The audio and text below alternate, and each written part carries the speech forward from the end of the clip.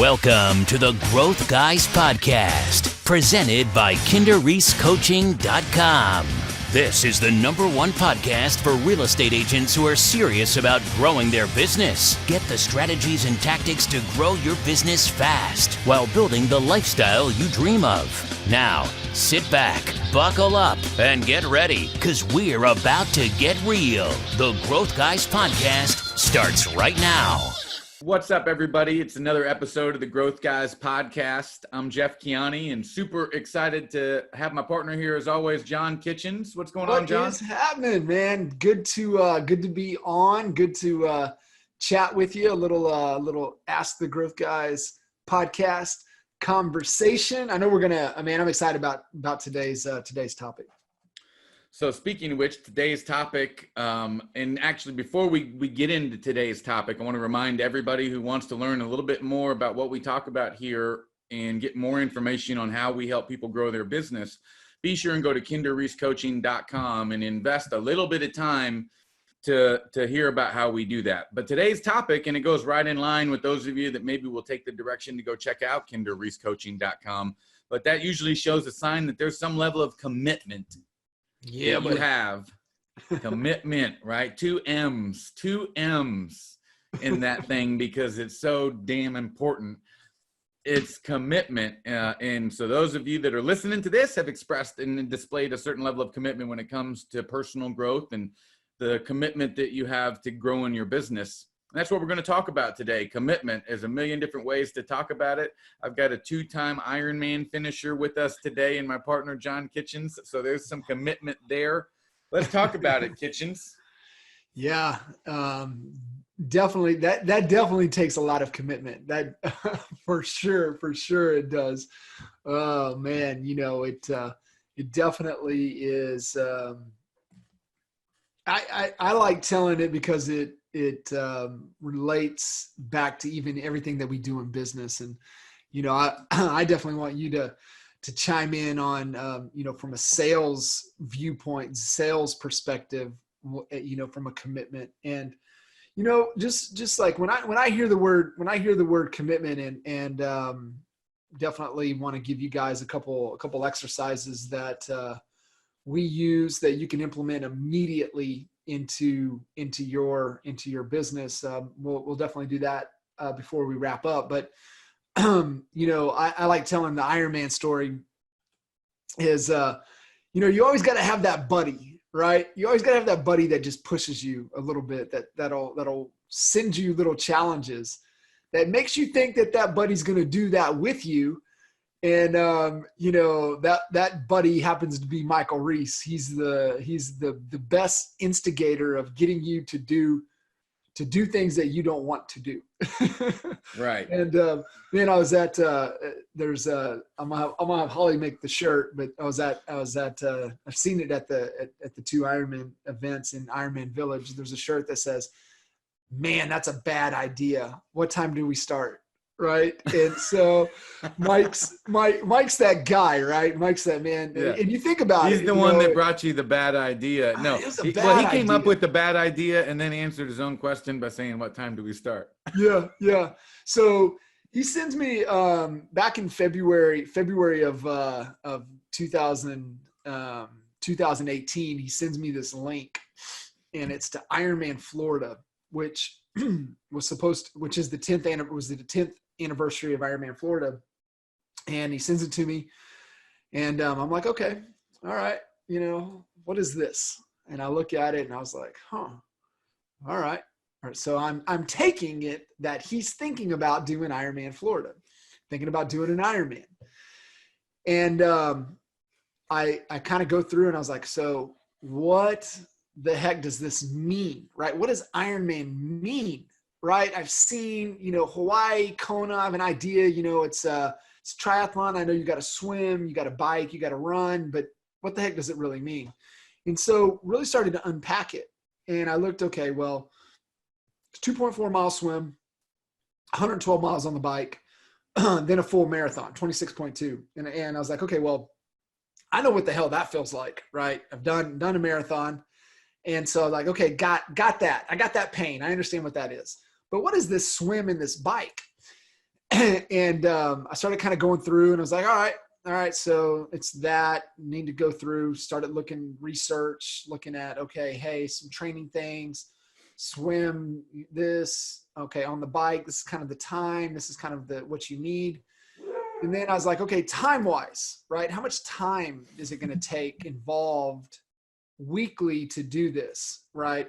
And then I started having conversations with the people that it was going to impact, right? So I had a conversation with Holly, and I was like, hey, I'm thinking about doing this, and she doesn't understand what the hell that means, right? I said, but it's going to take this amount of time, right? And so when I did New York City Marathon, she saw the training and the thing that I went through and the pain and everything, and then she, so I was just like, hey, it's this and it's that.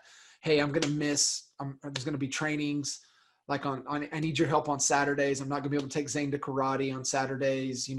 Is that cool? Are you okay with that?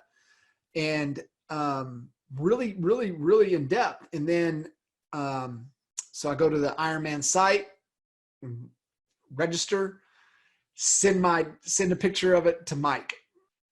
Crickets, nothing, which is cool. It all worked out, right? Found a good training program, good regimen. It was just stock off the shelf. I lucked into a better program that's designed on my body and my capabilities. And then, got a little bit closer, ended up hiring a coach. I came to the realization I was way in over my head and I needed that help. And, Hurricane Michael came through and wiped out Panama City Beach, where Ironman Florida is held out. And they moved it to a space that was closer to Orlando, where they do Ironman, the half Ironman. And you just did it twice. And it's not, and I talked with my coach. And so this is a beautiful thing, right? Having a coach. I talked with my coach, and my coach was like, well, what do you want to do? And I'm like, I'm not excited about it. That's not what I signed up for. Right. That's not the experience that I wanted. I'm not trying to qualify for Kona, right? I'm not that guy. I'm not willing to invest that amount of time. I'm not committed to that. And so this is, kind of getting up to what we're talking about today, but, and he said, then let's take the deferment and let's go to Ironman Texas in April. And that'll give us, another 5.5, 6 months to just continue on the training. And I said, dude, I'm in, let's do that. So took the deferment. And first Ironman was April 2019. So if you're your first time, right, it's your class, right? So I'm the class of 2019 for Ironman. And I heard this, right? You get the bug and you do another one. And I did, and I signed up immediately for Ironman Florida, because that was the original goal, man. It's like, I got to do Ironman Florida. And I was so excited coming out of Ironman Texas, because it was such a great experience, that I went ahead and signed up for Ironman Texas next year. And Ironman is also the first year they're coming to Tulsa, which is Oklahoma. And I was like, nope, got to sign up for that one too. Got to knock out Oklahoma. And I did that too, because, my sister lives there, my brother-in-law and my niece and nephews, and my dad is close. So I was like, man, Dad wanted to come down. He didn't get to see Texas. He obviously didn't go to Florida. It's something cool, right? Be able to have them all there.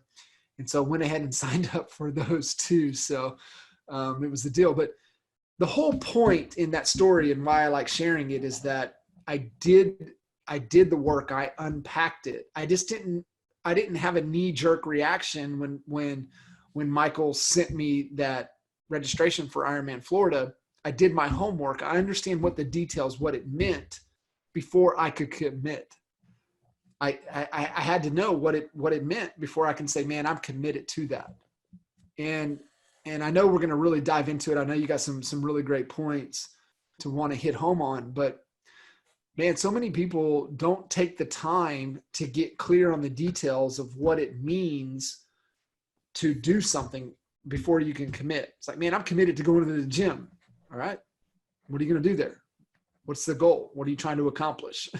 Right? When are you going to go? What's your nutrition going to be? What's your recovery? And it's just, it takes that knowing to be able to really commit. Well, man, you know what it is? It's commitment creates the ownership, right? Or it should lead to ownership, if you stay true to your commitments. So commitment leads to ownership, and then the ownership, I think, leads to the success. And I think what a lot of people do is, you brought up, you got to think about what you're committing to. I don't commit to a lot, me personally. Like people, I won't commit to a birthday party. I won't commit to go, to a lot, because I want to know the details. So like, what are we talking about here? How long? And, and if we're talking about, doing an Ironman or something like that, I'm going to be last to commit, because I want to make sure that once I make that commitment, that there's nothing that would cause me to break it. Right. And so I'm going to not commit until I have all that information and I can make a real fair assessment. And through along those ways, I'm, learning on what that commitment actually is going to require, and then saying, damn, do I want to do that or do I not? And that time that it takes to go over that saves me from looking like a jackass and committing to too much stuff that you end up flaking out on. Right. There's a lot of people that commit to quit because they commit from the get and they don't even know what they got to do. Yeah, man. You know what I'm saying? I mean, everybody's committed to do something, but they ain't doing anything on a daily basis to show that that commitment is actually something that's really important to them. Get a commitment board with little check boxes with the things that you're committed to do every day. And you come home at 6:00 p.m. or whatever time, check the boxes of the stuff that you did today. A lot of people won't be able to check those 10 boxes every day. So, and that's not a bad exercise, taking a page out of David Goggins' book, like you mentioned, what I mean, get yourself an accountability mirror. I have one right outside the front door to my house, for mileage. I got one for when I'm hyper focused on staying to a specific diet. I've got that visual aid to not allow myself to tell myself that I'm living up to my commitments. Yeah. Because believe me, we will all try to tell ourselves, right? Or justify, man. And you went into a little bit about that story with Ironman. On a funny note, we'll talk about it maybe a little bit later, but I happen to have a marathon coming up on Sunday. Yes, so does Kitchens. Yes, you do. Right? And I'm still trying to talk you into going those extra 5.5 miles with me. Well, we'll see what happens. I'm not ready to make a commitment. Not ready to make the commitment yet. But man, I grew up in California, and anybody who's grown up in California, especially during the 80s or the 90s or probably any time, there's a different kind of athlete in California. And you learn that quickly when you move to Texas, right? Where here football is king. In California, well, yeah, it's important. Skateboard occupies a large part of that attention too, or a BMX bike or a surfboard or who knows what. And so back in the day, I spent a lot of the time skating, and, you probably wonder where this is going, but it's, it takes a level of commitment like any other athlete or anybody who's constantly doing the same thing. And I tell you, like, when we used to be doing a trick, whether it was jumping on a rail or something, I mean, I did a lot of the street skating, so you can picture stairs, handrails, gaps, all that kind of stuff, grinding stuff.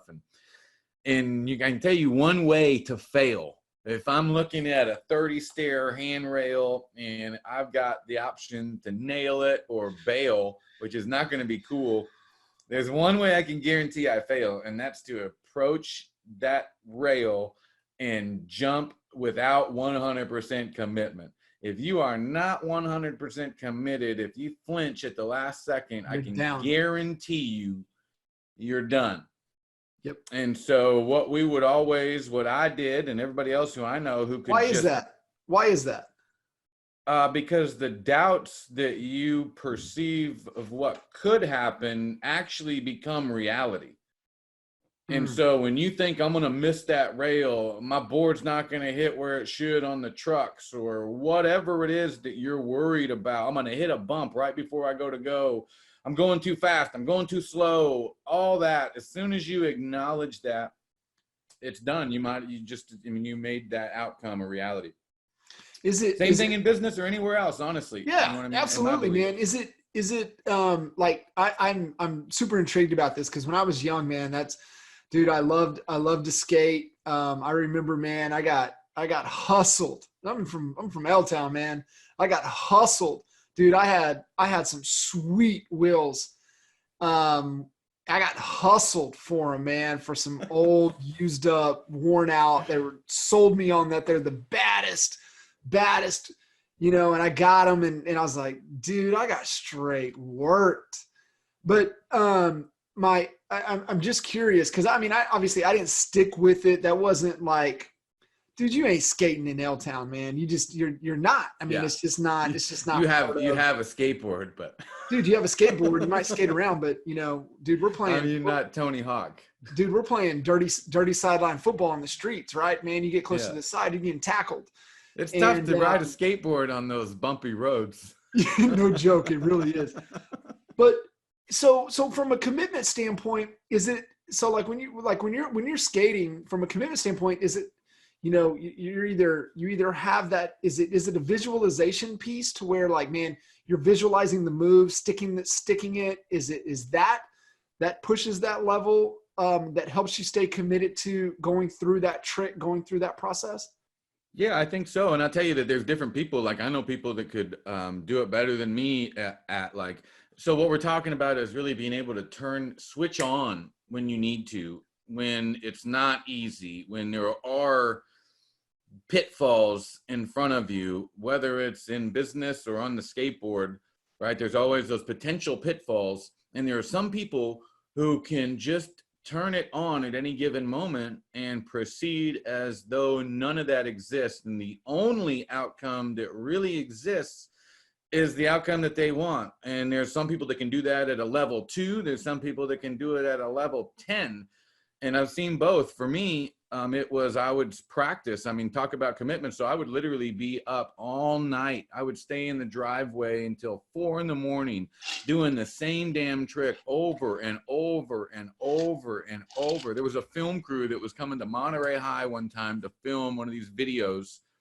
And I rode the bus from Salinas and slept on the football field and skated the spots at the school all night and slept on the football field until the next day because I wanted to be there and I wanted to have all night to get in the zone and so on and so forth. So for me, I put in super, super, super intense effort and a lot of reps to get to the point where I felt like I could do the trick first off. And then the second is, we had a saying, and it's not one I want to repeat here because it's a 4-letter word, but we would basically say blank it when it came to going. And all I need is that split second to get in that right zone and believe that I got this. And if I can just get in there for 1 second, then I can jump and the rest will take over. So I just need to get in that zone just for that moment. And that's why it's notorious. You watch any skate video, you talk to anybody, I'm going to roll up to that rail probably 15 times before I ever roll up to it and jump. I'm going to go and go, oh, and I'm going to stop, and I'm going to go again, I'm going to stop. And one of those times I'm going to be able to hit that spot with that mindset, and I'll be able to then allow the skill I developed through the repetition to take over. Anybody who's scared of doing public speaking, but you've done it, you prepared, you were scared, you convinced yourself to walk out anyhow, you allowed the preparation to take over, and it probably worked out all right. And whether you're closing a deal face-to-face on a listing appointment, you're calling somebody on the phone about an expired listing, I think all those same principles apply. Dude, you nailed it, man. We'll get feedback, from events or things like that. They're like, dude, man, you guys are just so smooth. You guys just get it and just roll. And it's like, I don't think that way. I don't feel that way. It's just like, I get, I still get a little anxious, a little whatever, right? No matter how many times we've done it. And they're like, man, but it just flows. And so I just kind of reflect on it. And I'm like, dude, because we've done it so many damn times, right? We've done so many events, right? We've had, in front of so many different people, and we know the results that come from it. And so it comes back to word that was just I was kind of thinking about is like, and just like even you committing to the jump, is that you trust the work that you put in, right? You trust it. And I grew up, you had skateboard, to your feet. I had a golf club in my hand, right? My dad's been golf pro for golf coach for 40 years, right? What happens if I'm not committed to my swing? You don't trust you don't trust the process. You don't fully execute the move, right? No easier way to shank one into the parking lot. Exactly. Not being right? committed. You pull your head, you raise your body level changes, you decelerate, you hold on, you don't release. There's something to that, right? But and that's why I asked you about the visualization question, because I was thinking through from a golf perspective, and man, commit to that shot, right? Commit to that shot. Well, I trust this process. I can visualize my swing. I can visualize the result that I'm after. And then you get in and you trust it, but you just commit, right? You commit to the move, and you commit to whatever club you pulled, right? It was the best decision that you could make based upon the situation and the information that you have and what you know. And then you just commit to that. And the result is the result, right? You could blow it 15 yards over the green, airmail everything, but it's not because you weren't committed to the shot. I was committed to that shot. I had the wrong club. Maybe I hadn't been catching it flush all day. Maybe I clubbed up a little bit because, and then all of a sudden you flush one, but I was still committed to that shot. And I think that's just what I was thinking about when you were talking about skating, man. I was like, man, it's a lot like golf, but it's also a lot like hitting the phones. It's a lot like, what we're doing on a day-to-day in our presentations. It's trust, putting in the work, right? I think that's what I was hearing. He's like, dude, you were putting in the hours on the board. You were just hours. And a lot of the same repetitive moves over and over and over, right? Making calls over and over, same script. And then you trusted it when it came time to execute the move. But I bet there was a visualization piece in there. It's like, okay, I know I can do this. I've done it before. Hey, I've seen it. I trust. Oh yeah, I mean there totally is. Yeah, you can like, okay, I'm gonna hit it this way, and here's what it's gonna look like, and so yeah, there definitely is. And then boom, it's execution, man. And then just trusting that it's gonna work through. It's cool, man. It's just it's all principle based, man, and it's how the principles apply to skating, playing golf, surfing, right? Swimming, riding a damn bike, running, right? It's all the same principles. And then how do we carry that over into the things that we need to do in our business that are going to get us the dang results that we're after? And I think, so let's using that example of the golf analogy. So I've played some golf. I'm not at Kitchens. I'm a no scratch golfer. I'm, whatever the opposite of that is. I'm handicapped. I have a handicap when it comes to golf, a large one. And but I love playing. When I was better, I'd spend a lot of time at the driving range. Definitely the more I could play, the better I got. And you think about anything in business, whether what are we doing on a daily basis? We're prospecting, making dials. We're responding to leads, meaning, so these are our commitments. We're committed to respond every single day, every single time when a lead comes in.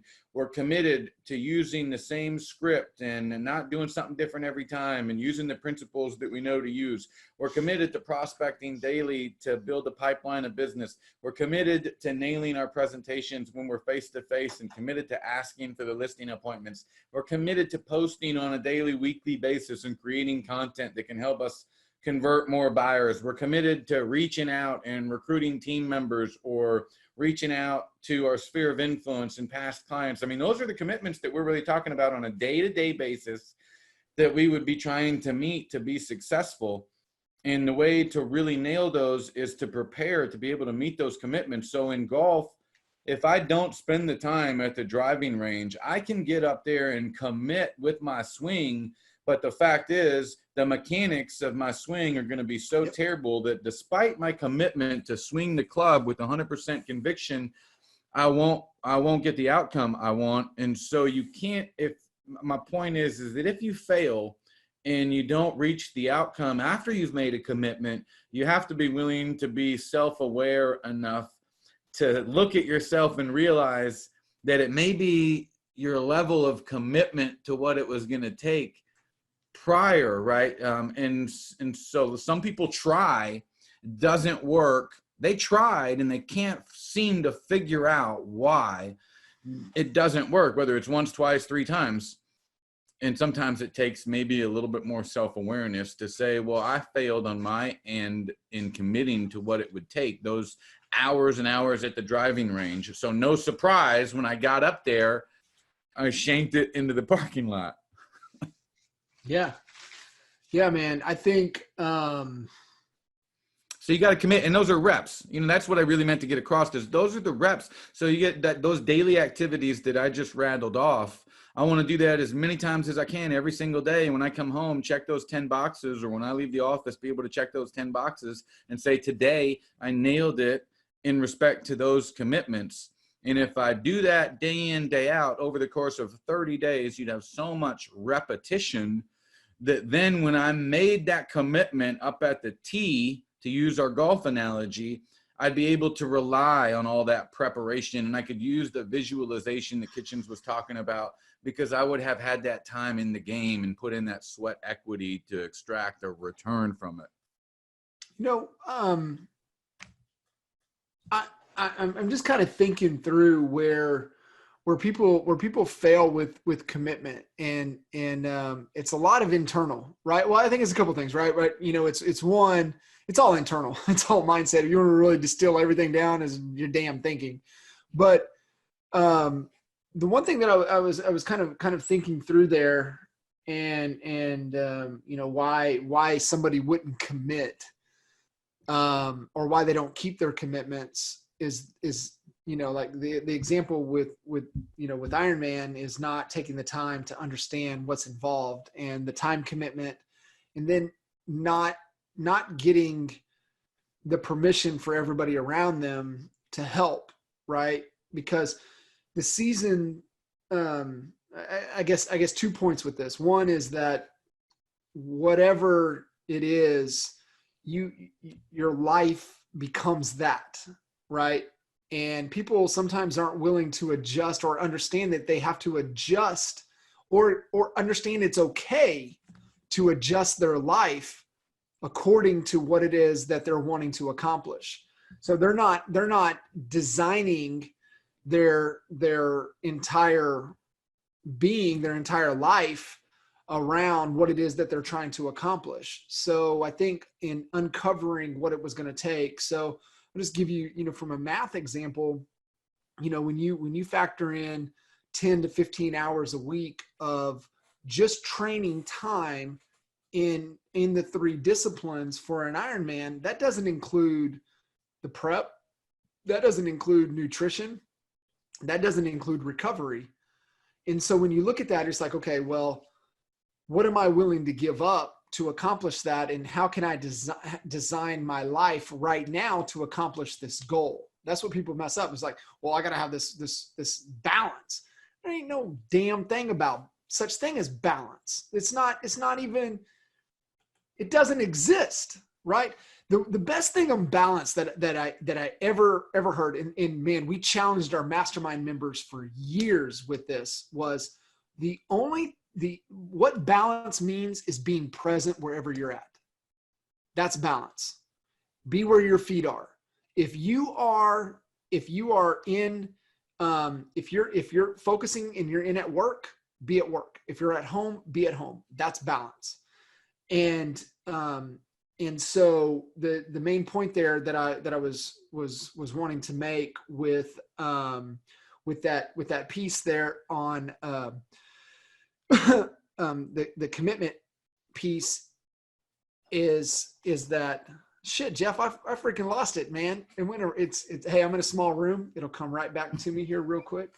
No, I feel you though, man. And so, and I think whether it'll bring you back, but you also got to assign, you thought about it. Okay, well, go ahead, man. Go ahead. No, it was where I was wanting to go with the second point is that where I think people fail with commitment is that they want they have the lack of clarity, right? They're not willing, one, design their life right and figure that's the balance, but two is lack of clarity.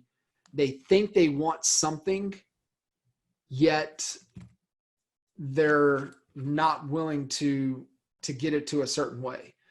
And so they may think that they want, for example, let's jump in on the business side of things. It's like, man, I want to take 10 listings a month personally me. I want to take 10 listings a month. And then you ask them the next question of, so what do you want your business and your life to be like? And they're like, well, you know what, Jeff, I want to go home at 5:00 every day. I'm not willing to work weekends, and I'm not willing to sacrifice that.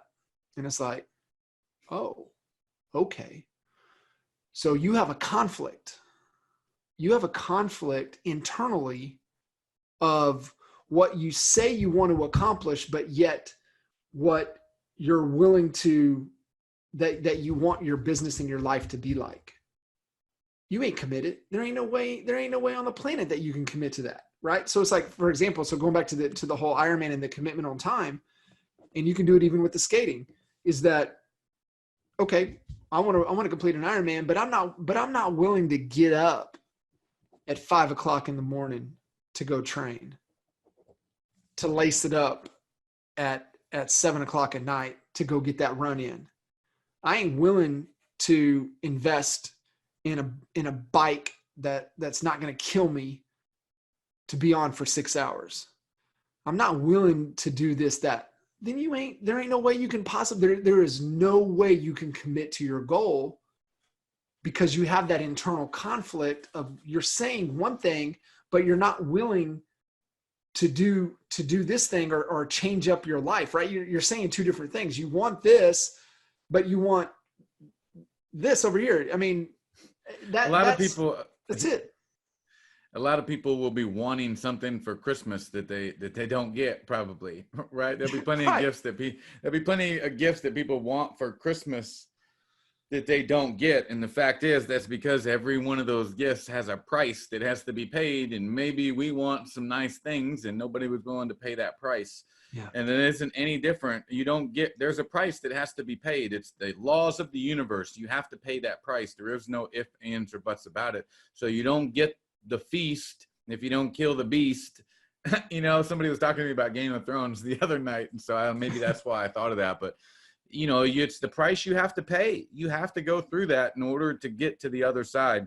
And I think a lot of people, they do make the commitment without thinking about what it's going to take. You take, for example, people that are sitting down trying to make dials and prospect to their database so they can build a pipeline of predictable future business. There's plenty of people that say that they're committed to sit down and make dials, but what happens is they sit down, they spend a small amount of time to make those dials, if they do, and they realize that they're not prepared as far as their skill level goes to have success. So they decide that they don't want to do it anymore. What they missed is that if I'd have said, all right, I'm going to sit down and make dials, the next question I would have asked myself is, how do I achieve success when I make those dials?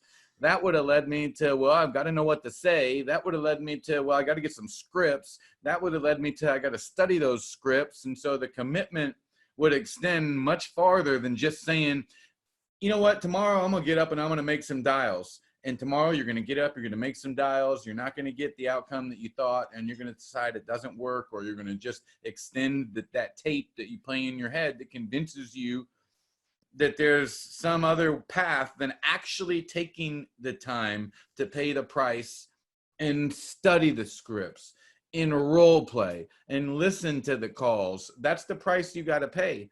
And you may achieve some measure of success, unfortunately, and convince yourself that you don't have to do that. And that's what's easy to do in real estate, because if you're in a good market, one deal can make you think that you're good. Yeah. Yeah. Why do you think, you've worked, you've sat, dude, you've made more sales calls than most people on the planet will ever make. And what stops people from committing to doing those things that drive the results, right? I mean, we know in real estate, man, there's only a handful of things that matter.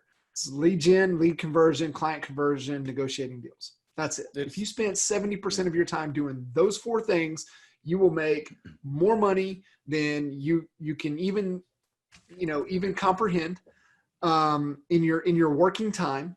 And so what stops people from doing that? What stops people from committing to doing what you just said, right? Learning the scripts, making the calls, and doing those things. What prevents it? I'll tell you 3 things. Distractions. So that's that dude who's trying to sell you some new leads. That's that new CRM that just came up.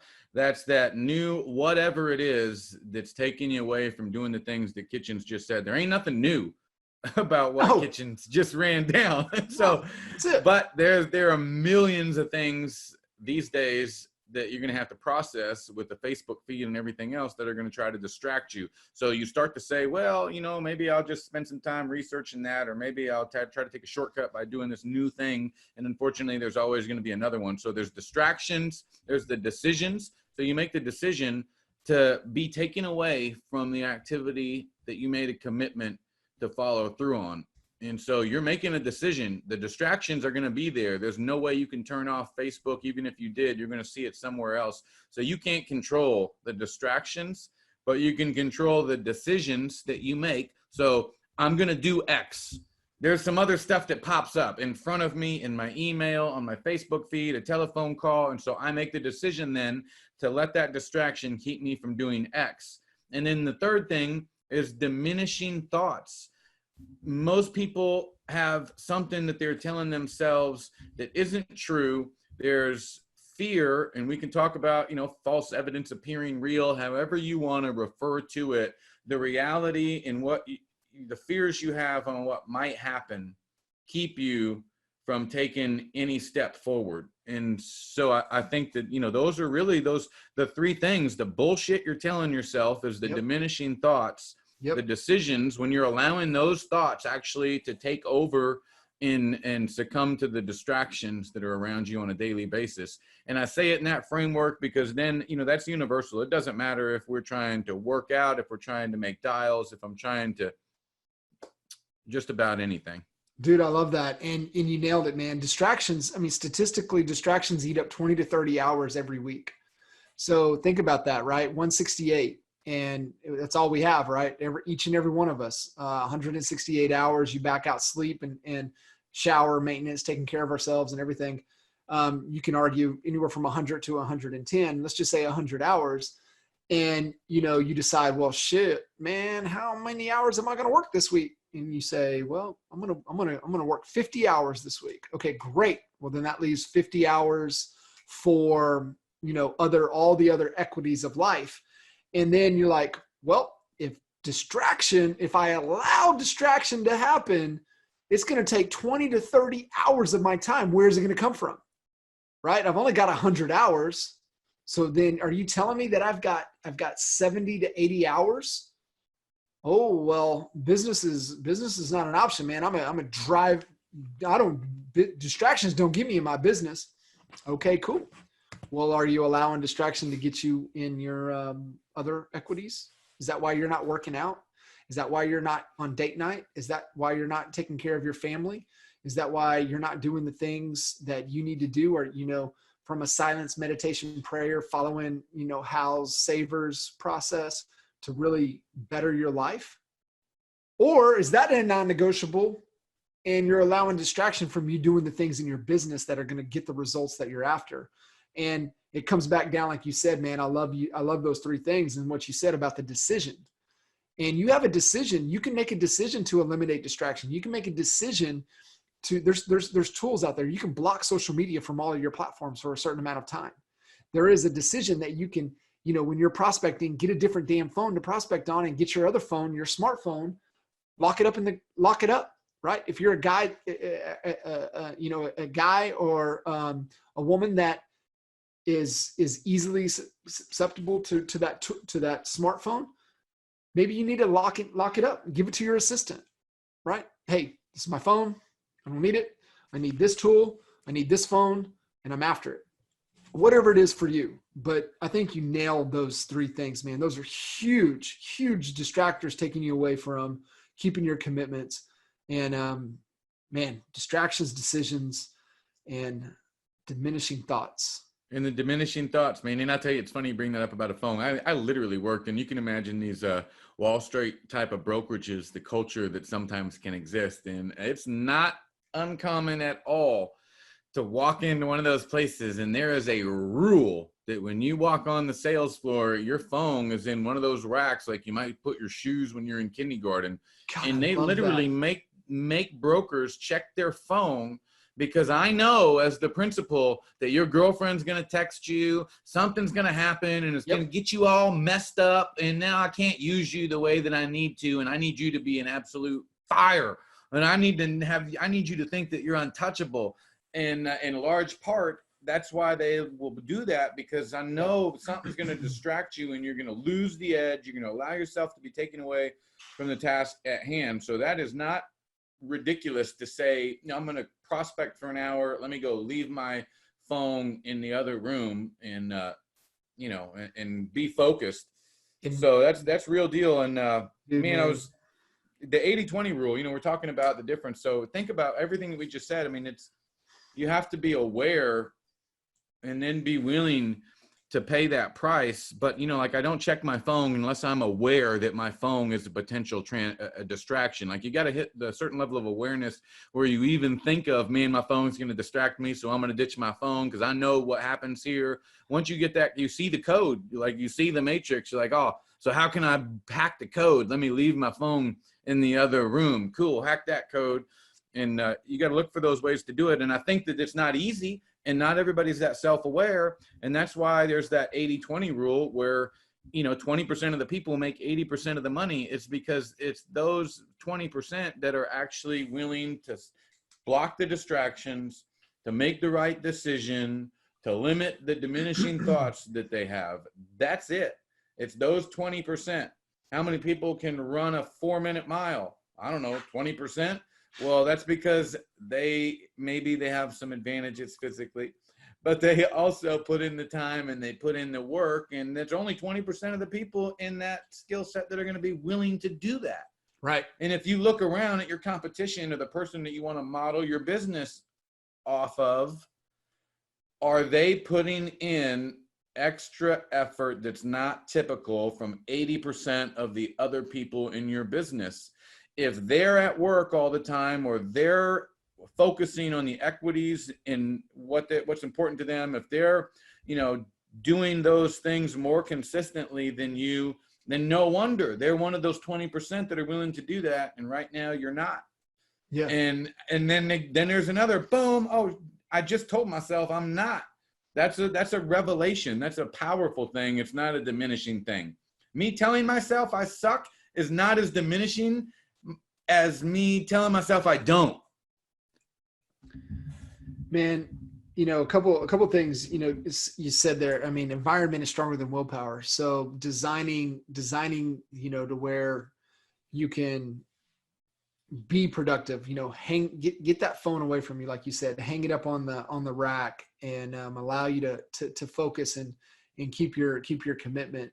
I think, two things that are kind of transitioning here for me is that I think a lot of people, they let their ego get in the way of not being focused on finding the solutions to get the outcomes that they're after, right? It's outcome over ego. And and a lot of it starts into where doing a self-discovery, doing an autopsy on, why, and understanding why possibly they didn't keep their commitments at times, right? Understanding that, man, I had this commitment and I didn't keep it, but did I do the self-evaluation to really look at what got in the way? Asking myself, and this is in the second part I want to circle back around to, Jeff, is accountability. But am I willing to ask myself, in the realm of all that's humanly possible, could I have kept that commitment? And most of the time, I would say, I don't know statistically, I mean, don't hold me to it, I would say 95% of the time the answer would be yes. But then, okay, I didn't keep that commitment, but what did I learn about myself by not keeping that commitment? And the thing, when it even comes to business, you may have this business commitment, but where else is that showing up in your life? Right? Where, if you're not keeping a commitment in business, where else is that showing up in life? Is that showing up in your fitness? Is that showing up with your family? Is that showing up in some of the other equities that we have? And then I think, when you do that self-evaluation, kind of stepping back and like, and most people give up, right, Jeff? They're just like, shit, man, that ain't me. But I think a lot of people, they need to look at, and this is, you nailed it, man, with the skating. And now, the visualization and sharing with the skating a while ago was, man, you might skate up to that rail 10 times before you freaking, pull the trick. And so it's the same process, right? Do you want to recommit? Do you want to recommit? Man, I didn't keep that commitment. What am I learning about myself? Man, why did I not do that? Okay, let's do it again. All right, do I want to recommit? Hell yeah, I want to recommit. Hell yeah, I want to do that again, right? It's having that type of burning desire to want to do that. And I think that's the secret, the formula, the process to achieving all that you want to achieve. I mean, commitment is huge, man. You've got to be able to commit to it. When you don't keep a commitment, nobody's going to be harder on you than you are on yourself. And so giving yourself permission to uncover, and understanding, yep, I could have done that. What did I learn? And do I want to recommit? Hell yeah, I want to recommit, man. Let's go. Right? Let's go. So, man, any thoughts there on kind of going through that process, the autopsy process? And I definitely want to slide in before we wrap up and talking about the power of accountability. Yeah. So, I mean, I want to point out, you brought up going up to the rail and maybe do it 10, 15 times. And it's all of those 10, 15 times that some of that price, that's represents some of that price, right? That you have to pay. And each one of those times you learn a little bit more, and you learn a little bit more, and you learn a little bit more. And it's the accumulation then of all of those reps and that experience gain that allows you to have success. It's kind of like, the cliche office pictures, the one like with the iceberg, and you only see the tip. I mean, you see somebody at the bottom of the rail, and I like, oh dude, you watch a highlight reel, you know what I mean? You watch a highlight reel, and all I did is see somebody jump, hit the rail, nail the trick, come off looking great. I'm watching football highlight, I see the pass float through the air, the guy catches it, gets the touchdown. That's my frame of reference, and I just see success. And that's the tip of the iceberg. But behind all that, what I didn't see are those 10 roll-ups where it didn't go that way. Yep. And so I get this false impression that it's that easy, and I don't see all those. And then I don't realize that you have to go through some of those. It's the accumulation of all those little small steps that leads to miles, right? It's a mile's 5,280 feet. Without any one of them, it ain't a mile. Bottom line, I can't do 5,279 feet. That ain't a mile. And it's, from step one, 5,279 steps ago was the first step required to get to the mile. Crazy. You do that times 26 miles that we're doing on Sunday, you're talking about 10,000. 31. We're doing 31. Yeah, 31. I mean, 10,000 plus, it's 100,000 plus steps that starts with the one, and without that one, you couldn't get anywhere. And so, I think that's important to know, that it's those small steps on a day-to-day basis that then lead to one day people thinking that ultimately you're an overnight success. And then that leads to, how do you make sure that you reach, those commitments that you make? And accountability is the number one factor, probably outside of you making your own personal commitment. And you need to be like, so then I know that I have flaws. How can I hedge against the flaws that I'm undoubtedly going to encounter, because I ain't perfect, and I'm so committed that I'm willing to say that I'm going to screw it up somehow. That's how committed I am, and I'm going to find out what those risks are before they take place and put in measures to mitigate the effects. Those things today are stuff like Facebook groups, stuff like having an accountability partner that calls you or sends you a text every day and asks you if you did what you were responsible to do. It's bringing your spouse in on the picture and saying, hey, I want you to hold me accountable every day. That's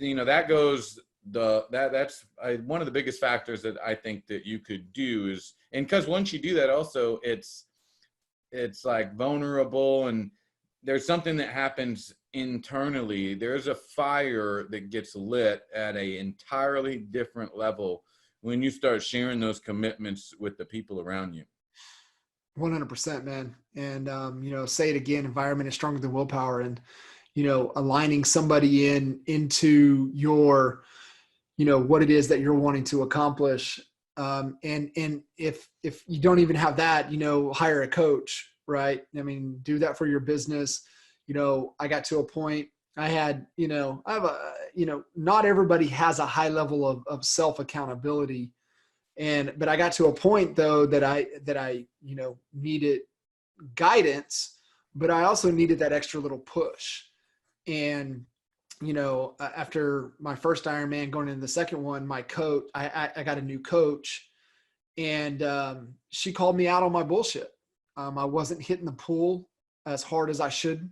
And I knew it, but I didn't have an accountability partner. I didn't have somebody to call me out on it. And day one, she called me out. She goes, hey, I looked back over all of your stuff. I looked over everything. She goes, you don't miss a run and you don't miss a bike, but you miss swims. Why? Why are you missing swims? What's going on here? Right? And I was like, Then I started making excuses. And she's like, is that true? And I'm like, no, I'm just making excuses. I will commit to going to the pool. And I did. I didn't miss a swim session after she called me out on my bullshit.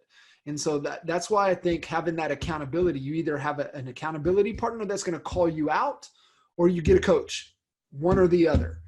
And it is, if you're serious about, what you say you want to do. And that's the other evaluation too with this, Jeff, is that, when you do the autopsy, the self-evaluation, and you're not keeping your commitments, then you have to step back and look at, man, is this my goal, or has the goal changed? And if the goal's changed, that's cool. Now let's set that goal. Do you want to commit to that? Cool. Then you go through the same process, but sometimes the goals change, man. It's just like even like what we're talking about on the fitness side, on the running side, but even on the business side, I think when you start to get clear and you may have an internal conflict, right? What you think you want your business, man, I want to, I laugh at these. I don't laugh. It's, you look at these people, man, I want to do 1,000 transactions. Do you really? Is that the goal? Is that really the goal? Because I can tell you, if you're doing 1,000 transactions because that's ego, or that's providing the next opportunity, or what it is that you're wanting to accomplish, then we can talk about that. You want to do 100 transactions? Why? Why do you want to do 100 transactions? And so I think it's being really clear on that, knowing that that's your goal. because if it's not your goal, you're not going to commit. And I think that's the biggest thing here to take away. Get crystal clear on what it is that you want, and then you can reverse engineer down the details. You can look, is that something you're willing to commit to or not? Get your commitment. Don't beat yourself up if you don't keep it, but learn from it. Learn from it. Know that in the realm of all things humanly possible, could you have kept that commitment? If the answer is yes, then what did you learn about it? And then from there, do you either want to recommit, or do we want to change the goal and figure out a new commitment? But don't give up on it. Don't allow, like Jeff shared, I think those are the 3 Ds. I love that. Don't allow distractions to get in the way of what it is that you're wanting to accomplish. Make the decision, and understand what decision means. Decision means to cut off and to go. And then, man, don't let those diminishing thought, those BS stories that we tell ourselves get in the way from what you're wanting to accomplish. That was awesome. Yeah, man. And so, as we wrap things up, I think one thing to add on with the accountability is to figure out a way to assign a cost to your commitment, right? And so just like we talked about, there's a price you got to pay. Then if you're serious, there's also the cost of not meeting that commitment. And so there's tons of ways that you can do that today. I've even seen different sites where you can deposit money that will pay you back your own money. It like goes into a low bearing interest account, and you lock that money up. And then when you have to check a box or do something that records the commitment made that day, you get a piece of that money back. And so, I mean, you can have those deals. You'll see people doing it on Facebook right now. If I don't post a picture every morning in front of my desk at 8 a.m., I'll pay anybody who lets me know $5. There's all kinds of different ways that you can assign a cost. It's got to have a consequence if you don't. Otherwise, it doesn't really matter. Hopefully, your people are going to call you out, and that's a good enough consequence. But, if it takes money out of your wallet, if there's some other thing, if you got to do something you don't like, find a way to make it so uncomfortable for you to not make your commitment that you're going to have to make it. I got one that I just, for some, money is right. And I had a great mentor, a great friend, a great coach. And he has his clients write him a letter written to his family that says, I did not keep my commitments, and I did not do what I said I was going to do to accomplish in my business. And I failed you. I let you guys down. And he has his clients send that to him. And when they don't keep their commitment, he mails it to his family. Holy shit. If that doesn't get your attention, right? Like, would you, I mean, I couldn't imagine my family opening up that letter. Right? Yeah. I mean, yeah, gosh, you'd be running out to the mailbox every day and making sure that you got that one. Be like the report card back in the day from the school. Get it before someone. No, man, that's awesome. I love that exercise. So find a way to do that and assign a cost. I mean, if you get to that level and everything that we talked about, starting with getting clear, and if you end up at the level where you're trying to assign a cost to you missing your commitments, you're on the right track, because it takes a little bit of awareness and a little exercise to get to that. That's like one of the last steps. So when you start to assign a cost for your commitment, you're on the right track.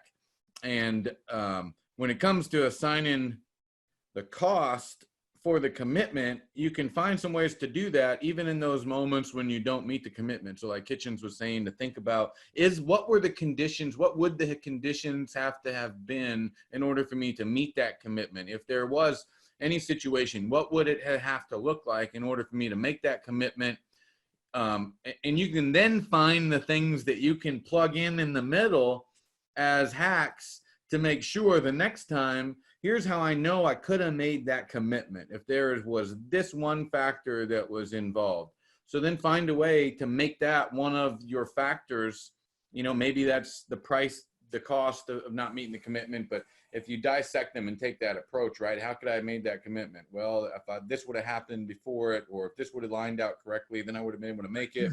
And make sure that you take those things into account in the future, so you can build a system that gets you fired up. I mean, that's what you have to do. Is you have to hack your own code and figure out how you can put in the plugins so you can operate at your highest level.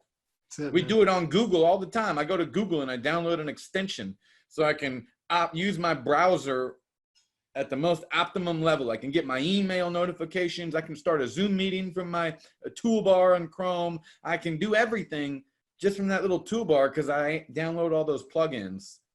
And that's the same for us. We got to find those plugins, right, to hack your own self, man, to get optimum performance. I love it. That's awesome. It, man. That was good, man. We had a good one today. I want to remind everybody to check out kinderreesecoaching.com to learn more about how we can help you. And that's it for today's episode, but we will be back with the next episode shortly. So be sure and watch out for the next Growth Guys podcast. Kitchens, it was a great one. Good as always. Good stuff, man. I appreciate you and appreciate you guys listening in. And like Jeff said, man, head over to kinderreesecoaching.com, check it out, and get that clarity call scheduled. To find out how to build a 7-figure real estate business in 3 years or less, go to kinderreesecoaching.com. You've been listening to the Growth Guys podcast. If you want us to help you grow your real estate business, go to kinderreesecoaching.com. And don't forget to subscribe to the Growth Guys podcast on iTunes, SoundCloud, Stitcher, or wherever you get your podcast fix to get new, fresh weekly episodes. Catch you next time on the Growth Guys podcast.